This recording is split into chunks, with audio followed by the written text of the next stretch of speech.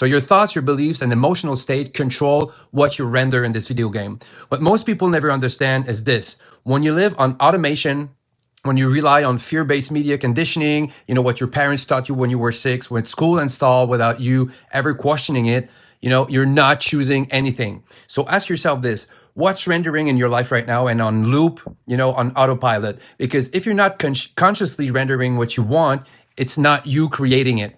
It's the inherited programming playing on repeat.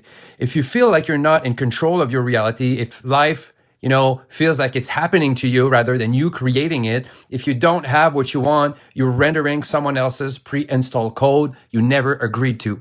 Other people limiting beliefs, other people's fear-based projections, you're being used to render someone else's game. You're an NPC in their game. So your attention, your awareness, are the interface. Your emotion is the tuner, and your nervous system is the signal broadcaster. Every time you feed drama, gossip, outrage, comparison, narrative noise, or resentment, you're not deciding anything. You're executing the script exactly as designed. Energy follows attention. You know that. So that's how reality works. You already know this. When your lover looks at you and you feel supported, no words, no contact, just awareness locking into you, you feel energized, you expand. That's signal. That's pure energy. If you zoom out, where is your attention going all day? Is it conscious? Is it unconscious? Which scripts are you letting run in the background of your unconscious mind? What emotional frequency that doesn't even belong to you is on autopilot?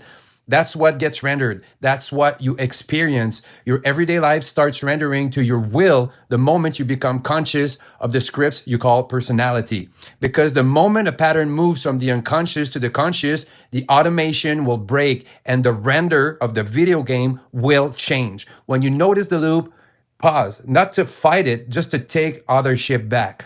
This is a script. I don't have to run this. This does not belong to me. And from there, the question will change. If you were operating from your highest coherent self, if you were the video game, the guy playing the video game, the highest self-controlling it, if you were at the last level, actually winning it, how would you move? How would you speak? How would you show up? What would you be with? Who would you be with and where? What would your nervous system have to feel like for the version to be natural? The world renders accordingly to the base signal you broadcast. And when you become the coder of your own signal and regulate the machine that broadcasts it, that's the hack. Reality does not change by adding more unconscious code. It changes when your emotion, vision, intention, signal, and nervous system are working in full consciousness and coherence.